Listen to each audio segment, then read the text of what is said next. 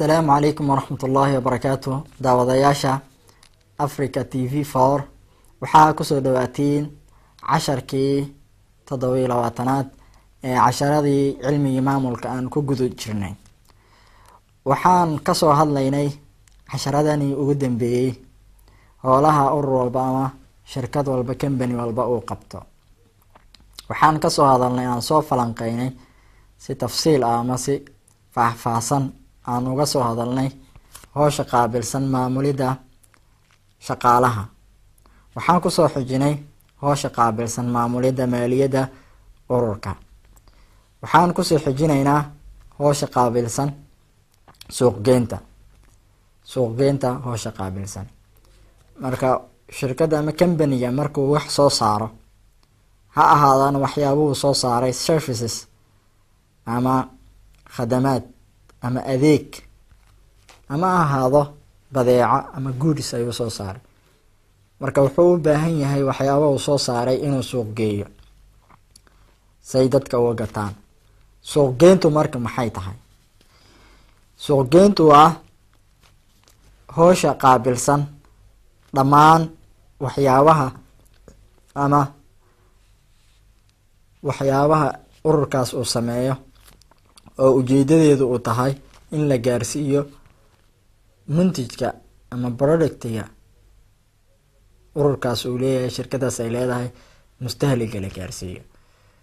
marka anshatada ama dhaqdhaqaaqa qaabilsan dhammaan waxyaabaha ujeedadeedu yahay in la gaarsiiyo productiga companygaas uu leeyahay consumer ama qofka isticmaalaya la gaarsiiyo. taas ayaa waxay tahay suuqgeyntu. marka waxaa la isticmaalaya waxyaabo kala duwan oo maaragta la masiij taswiiqi ama marketing mix. marketing mixigaas ayaa waxaa loo isticmaalaya in muntijki ama productigi waxyaabihii soo saaray companygaas la gaarsiiyo qofkii isticmaal lahaa, clientigii ama consumergii qofkii isticmaal lahaa, mustahliga ah. marka danaha laga leeyahayna waxaa waaye in raaligelin la sameeyo oo maaragta lagu qanciyo, customer satisfaction in meesha la sameeyo, oo qofka zabuunka ama clientiga ku ah ama isticmaalayo adeegaas inuu ku qanco, adeeg uu maaragta ku qancayo, raali uu ka yahay uu ahaado, isla markaasna shirkada faa'iido ay sameyso.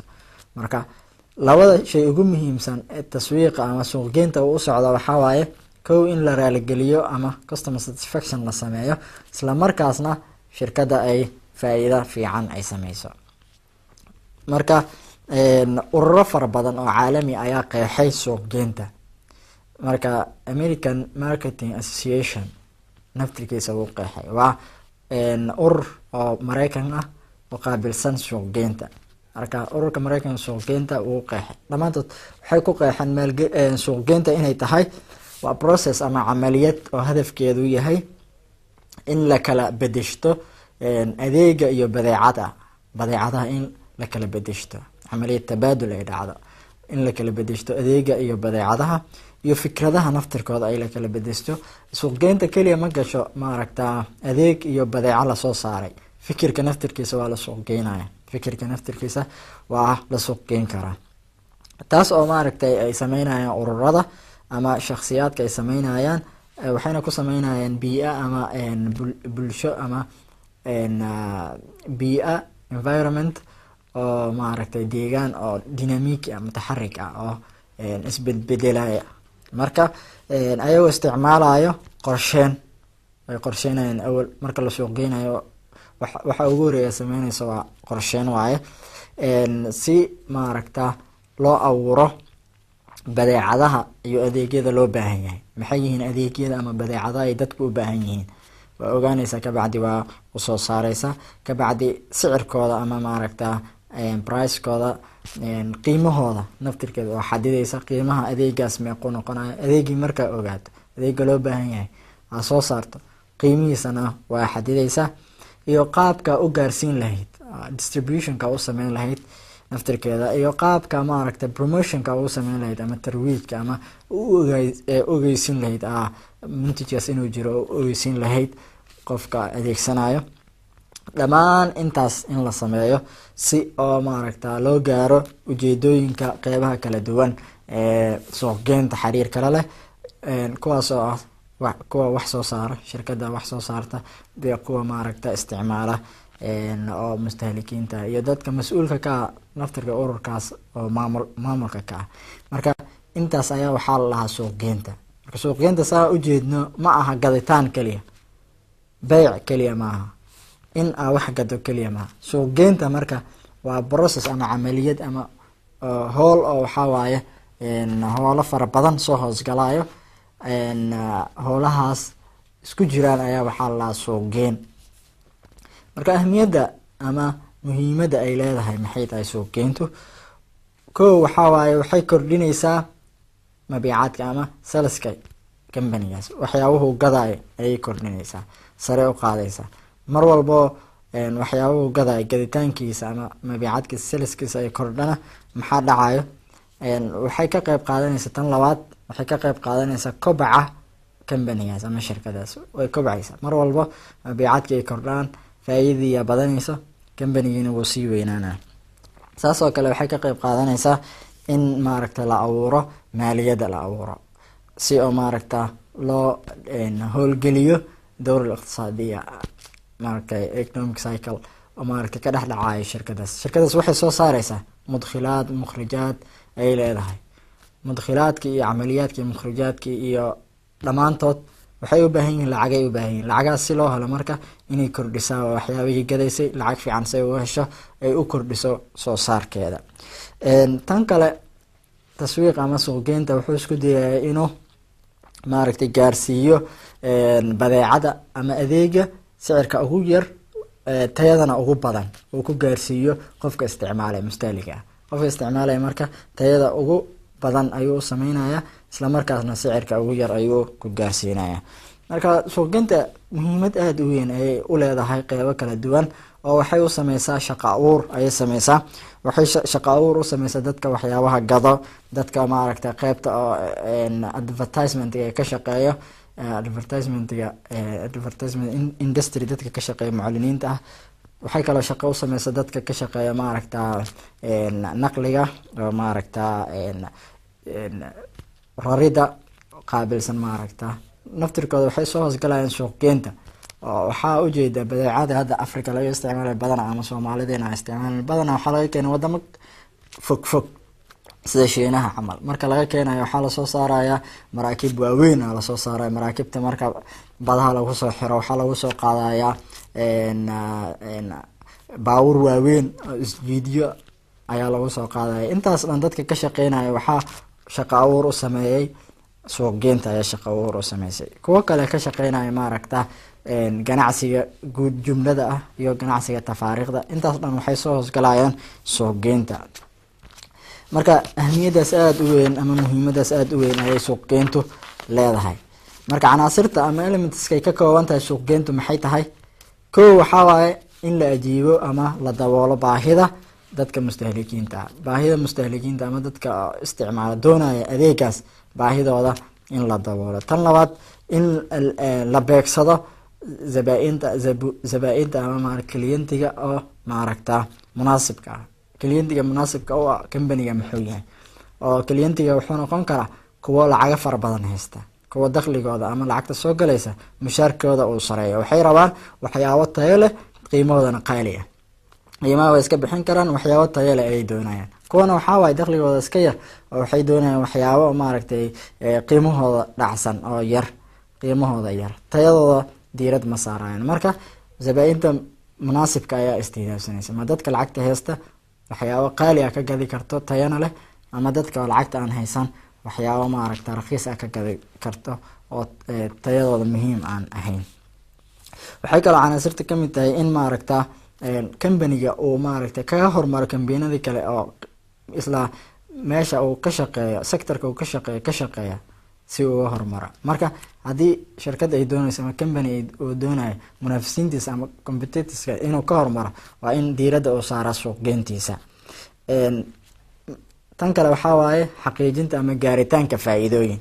tan kale in la kala fududeeyo kala bedeshada maaragta waxyaabo la kala gato taasna waxay ka qayb qaadanaysaa taswiiqa oo hadda waxaa jira taswiiq elektroniga soo baxay oo wax walba oo u baahato internetka ka gadan karta taasna waxay fududaanaysaa in tasiil camaliyat tabaadul waxyaabaha la kala bedelanayo camaliyaadkaas dhacay in la fududeeyo waxaa kaloo taswiiqa canaasirtiisa kamid ah looga baahan yahay in maaragta kordhiya xisada shirkada ay ku leedahay suuqa shirkad walba ama company walba wuxuu leeyahay xiso ayuu ku leeyahay ama share uu ku leeyahay market share market sharekiisa in la kordhiyo 10% hadaa ku leedahay 20 30 50 ka dhigata marka market share waxaa laga wadaa xisada ama qaybta ay ku leedahay suuqa waxaa ka shaqeeya shirkado kala duwan tusaalahan waxaa ka soo qaadaysa qaybta oo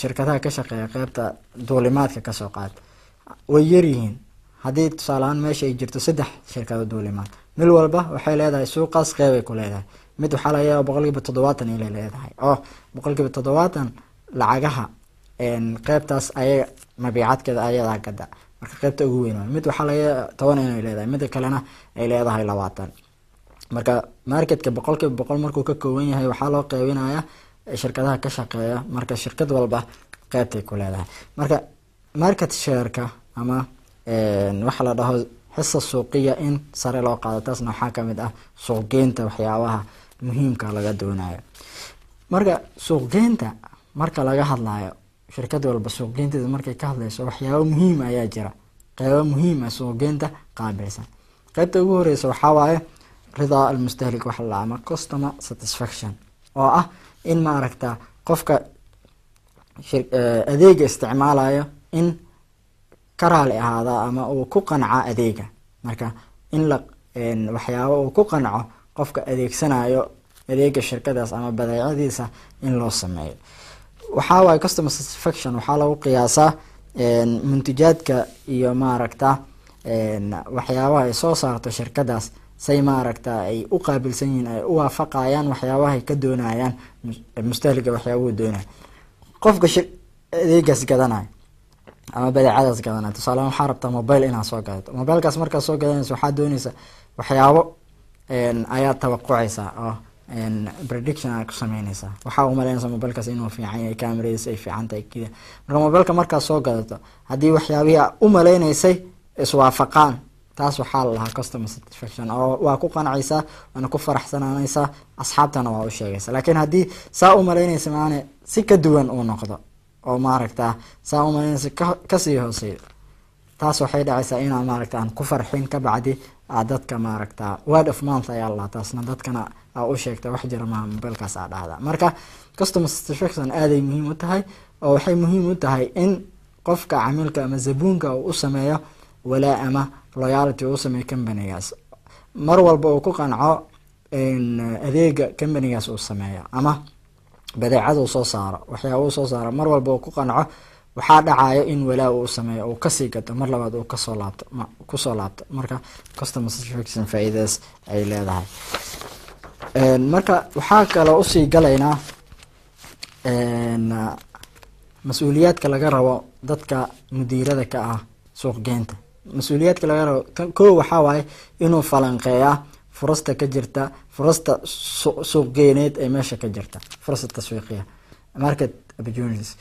marketing opportunities oo ah in maaragta fursadaha suuqgeynta meesha ka jira koo wuxuu falanqeynayaa bii'ada ama environmentiga meeshaas ma deegaanka ayuu falanqeynaya deegaanka ha ahaado mid dhaqaale qaybta dhaqaalaha midka qaanuunka deegaano kala duwan qeybaha kala duwan ee deegaanka uu ka kooban yahay xawaamisha kala duwan uu ka kooban yahay aan horey usoo sheegnay ayuu falanqeynaya wuxuu kaloo falanqeynaya suuqaqa istihlaakiga ama consumers markets macnaha suuqaqa dadka waxyaabaha gato markay gataanna isticmaala suuqaqaas ayuu falanqeynaya wuxuu kaloo falanqeynaya behaviorka consumer behavior suluukul mustahlik qofka maaragta isticmaala adeegaas suluugiisa ama dhaqankiisa dabeecadiisa ayuu falanqeynaya wuxuu kaloo falanqeynaya aswaaq almunadamiya wax la ama organizationska ama ururada suuqooda waxyaabahay gataan wuxuu kaloo sameynaya buxuuth taswiiqiya wax la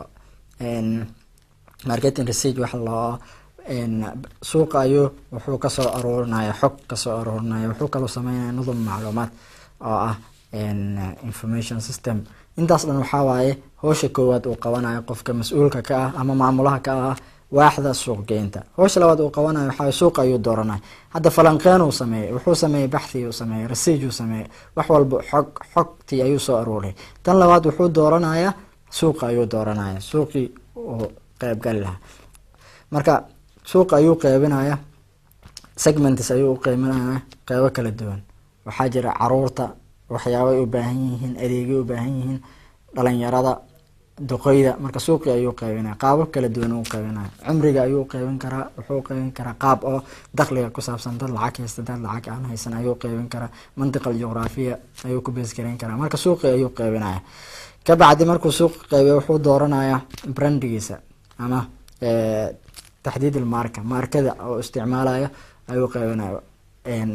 shicaarka ama shicaarka uu isticmaalayo ama brandiga maarkada uu isticmaalayo ayuu taxdiidaya ama xadidaya. wuxuu kaloo xadidaya miisa tanaafusaya, waxyaabaha ka soocaya munaafisiintiisa oo ah ma lacag yara kaga gadaysaa ama jawdadii ayaa maaragtay sare u qaadaysa. intaas ayuu xadidaya. marka brand name waxaa marka ama brand name waxaa lahaa shirkad walba magacay leedahay iyo shicaaray leedahay. shicaarkeeda ayaa waxaa lahaa marka ayaa lahaa. tan saddexaad uu qabanayo waxaa waaye wuxuu horumarinaya masiijid taswiiqi marketing mix oo qaabilsan soo saarka iyo maaragtay sicirka xadidaadiisa iyo maaragta tawsiica distributionka iyo tarwiijka oo promotionka ah in la ogeysiiyaa dadka adeegsanaya. wuxuu kaloo maamulaya idaarat taswiiq ayuu sameynaya, taswiiqi suuqgeyntii ayuu maamulaya. wuxuu u dejinaya istaraatiijiyada, u dejinaya dadka la tartamayo, tartamayaasha shirkadaas la tartamaya ayuu maaragta istaraatiijiyad u dejinaya. uu kala wareegayo suuqaas, istaraatiijiyadii ayuu fulinaya, uu ka warheynaya, wuxuuna fulinaya maaragtay wax la mas-uuliyad akhlaaqi oo ijtimaaci litaswiiq oo mas-uuliyadii wuxuu ilaalinaya akhlaaqiga ahayd taswiiqa dadka ma khiyaanayo, waxyaabo sax ah ayuu u sheegaya. marka halkan waxaa ka galayna qayb muhiim ah taswiiqa ama suuqgeynta qaabilsan. qaybta ugu muhiimsan taswiiqa oo ah marketing mix wax loo ama masiijid taswiiqi, taas oo ah 4 shay. 4taas shay ayuu maaragtay qof walba suuqgeyn sameynayo oo sameynaya. shay koowaad waxaa waaye muntajka ayuu qaabilsan. productiga waa in muntajka soo saaraysa ama adeega sameynaysa dabiicadiisa ah asamaysa. featureskaas maxay yihiin? mobile soo saaraysa tusaale ahaan, mobilekaas qaabka dabiicadiisa maxay tahay, shakligiisa muxuu yahay, structurekiisa muxuu yahay, qaabka loo adeegsanayo maxay tahay, calaamad tijaariyadiis uu wato maxay tahay, iyo damaanaadka loo sameynayo. marka intaas dhamaanteed waxay soo hoosgalayaan productiga ayaa maaragta xadidaysa. tan labaad waxaa waaye sicirka ama maaragta qiimaha muntajka soo saarta. tusaale mobile soo saarta, shirkad mobile soo saaraya tahay, waxaa xadiday mobileka nooci dabiicadiisa say noqonayso, waxaa xadiday shakligiisa soo noqonayo, qaabkiisa, waxyaabahaas dhan waa xadiday. tan labaad lacagta ku gadayso waa in xadida. lacagta ku gadayso waa siyaasad ayaa jira oo tasciir ah oo maaragta priceka quseeya. pricing qaabka u sameynaysa ma waxaa ku beesgareynaysaa taklifada kaaga baxday, costiga lacagta kaaga qarashka kaaga baxday ayaa faa'iido ku darsanaysa. pricing saas ma ku sameynaysaa ama waxaa u fiirinaysa jawdada uu leeyahay ama waxaa u fiirinaysa munaafisiinta dadka kula tartamaya sicirkooda muxuu yahay, sicirkaas ku beesgareynaysa. marka siyaasad tasciir ayaa sameynaysa. muhiim waaye in tasciir la sameeyo ama pricing la sameeyo ama qiimo la sameeyo shay walba. maxaa yeelay qiimihiisa ama qiimaha lagu gato shaygaas ayaa waxaa ku xiran gadashadiisa. haddii shayga raqiis yahay dadaa gadanaya, haddii shayga qaali u yahay dadaa gadanaya. marka qiimo munaasab ah in loo sameeya serviceka aad sameynayso ama maaragta productka aad soo saarayso qiimo inuu lahaado. waxaa kaloo kamid ah masiijid taswiiqi 4 shay aan soo sheegnay, qaybinta distributionka, tawsiica. markaa soo saarto qofka gadanaya halku ka gadanaya. marka qanawaad tawsiica jira, qeybo wax supermarkets jira, waxaa jira maaragtay dukaamyadii ayaa u qaybinaysa ama qeybo kala duwan ayaa u qaybinaysa say uga gadaan dadka gadanayo. marka waxaa muhiim ah waqti munaasab ah iyo maaragtay booska munaasibka ah inaa ugu geyso qofka adeegsanaya mustahliga. taas aaday muhiim tahay waqtiga munaasibka ama booska munaasibka u ah labadoodaba inaa ugu tawfiirisa ama ugu geysa qofka adeegsanayo sheygaas servicekaas. sheyga afraad waxaa tarwiij ama promotionka waxaa waaye in maaragtay la ogeysiya qofka adeegsanaya mustahliga consumer la ogeysiiya adeegaas ama badeecadaas inay jirto. waxaa laga yaabaa consumer inuusan ogeyn, waa la ogeysiinaya. waxaa lagu baahinaya telefishinada ama raadiyooska ama qeybaha kala duwan ee ogaahinta iclaamka qaabilsan. wadooyinka ayaa lagu maaragta sawiraya. intaas dhamaantood waxay billboards ay jira. marka wasaa'il al-iclaam ayaa lagu faafinaya. marka afartaas shay waxaa waaye masiij taswiiqi ayaa la ama marketing mix waxaa laga wadaa afarta shay muhiimka ah in suuqgeyn la sameeyo. afartaas shay waxaa waaye 4Ps ayaa la 4Ps na waxaa laga wadaa product oo maaragtay muntajka ah ama adeega soo saartay ah. tan labaad waxaa waaye price sicirkii ama qiimihii siinaysa ah. tan saddexaad waxaa waaye place oo ah tawsiici ama meesha ku gaarsiin lahayd ku qaybin lahayd ku gaarsiin lahayd qofka adeegsanayo. dukaamadii ayaa u qaybinaysa markaa soo saarta saacadaha, kawaha, dharka, waxyaabahaas dhan meel aan kasoo gadanaa jirta. meeshaan kasoo gadan ayaga ma soo saaren, warshadaha soo saaray. warshada markay soo saareen meeshaasay geeyeen. marka waxaa lahaa qanawaat tawsiic distribution channels ayaa lahaa. marka tawsiic sheyga saddexaad. kan afraad promotion. marka promotionkan waxaa waaye tarwiij, waa ogeysiinaysa. wasaa'il iclaam ayaa media ayaa ku faafinaysa. waxaa dacaayada u sameynaysa waa si ay u ogeysiiso dadka. marka iclaana u sameyn raadiyaha ku faafinaysa dadka u sheegaysa. marka afartaas shay waxaa la isku dhahaa masiij taswiiqi ama 4P's na waxaa waaye 4B waaye. afartaas B product, price, place, promotion. afartaas B. marka afartaas B way sii horumareen. qontomeyadiis qarniga lasoo dhaafay ayaa lasoo saaray laakiin way sii horumareen oo waxay sii noqdeen 7 ayay soo noqdeen 7 pieces oo waxaa lagu daray people, process iyo physical evidence ama physical environment. saddexdaas B yaa lagu daray. people waxaa laga wadaa dadka adeega sameynaya waa inay dad oo ahaadaan nadiif ah, dad diyaarsan, dad oo caawinaya dadka adeegaas gadanaya ahaadaan. maqaayadaha qatarta markaad tagto dad oo waxaa jira nadiif ah adeega ku gudbinaya. banuugda markaad tagto dad nadiif ah, labiskooda in lagu dadaalo. process waxaa laga wadaa camaliyada ama howsha la qabanayo naftirka howl nadiif ah inay ahaato. sameynteeda, qaabka loo gudbinayo maaragtay maqaayada raaqiga ah markaad tagto camal processka qaabka loo gudbinayo process khatar ah waaye. istifsaaraadka lagu siinayo, macluumaadka, xogta lagu siinayo xog sax ah inay ahaato. marka processka lagu gudbinayo ama camaliyada lagu gudbinayo inay sax ahaato, camaliyad oo raali ka yahay qofka isticmaalaya inay ahaato. tan saddexaad oo lagu daray waxaa waaye physical evidence ama physical environment ah. meesha lagu gudbinayo adeegaas meel nadiif ah inay ahaato oo maaragtay qofka ka heli karo biyo qaboob oo ka heli karo meel qaboob ay ahaato. marka intaas dhan waxay soo jiidanaysaa qofka zabuunka ama camiilka ayay soo jiidanaysaa si uu u gato maaragta adeegaas uu u gato. marka 7 pieces ayay noqdeen. 7 pieces kana waxay noqdeen product, price, place, promotion, people, process, physical evidence. marka todobaas ayay noqdeen. wayba sii kordheen 15 pieces ayay noqdeen markay maaragta sagaashimeeyadii ay soo baxday maaragta internetkii iyo waxyaabahaas ay soo baxeen. globalizationkii oo dhacay ay sii horumareen oo maaragta waxaa kaloo kusoo darsamay 8 kale ayaa kusoo darsamay. dhammaantood waxay isku noqdeen 15 piece ayay isku noqdeen. marka intaas waxaa waaye waa marketing mix ayaa lahaa. waxyaabaha muhiimka ah suuqgeynta marka la sameynayo aaday muhiim u yihiin. shirkad walba waxyaabahaas inay ku dadaasho say u suuq geyso maaragta adeegeeda ama waxyaabaha soo saarta ama badeecadeeda. marka howlaha suuqgeynta uu qabta muxuu yahay? howlihii maamulka uu buu qabtaa. waaxda suuqgeynta waxay qabataa qorsheyn, waxay qorsheynaysaa suuqgeynta, istiraatiijiyada u dejinaysaa, tan labaad nidaaminay sameynaysaa ay nidaaminaysaa oo suuqgeynta qeybteeda waxaa ka shaqeynaya maamule ayuu leeyahay, ku-xigeen uu leeyahay, kuwa qaabilsan waxaa leeyahay qeybaha kale. marka nidaamin ayay sameynaysaa. waxay kaloo sameynaysaa fulin, qorshihii la dejiyay ayaa la fulinaya, kabacdi ka warhayn ayay sameynaysaa. waxay ka warhaynaysaa howlaha quseeya suuqgeynta ama si saxa loo fuliyay ama sidii la rabay maaha.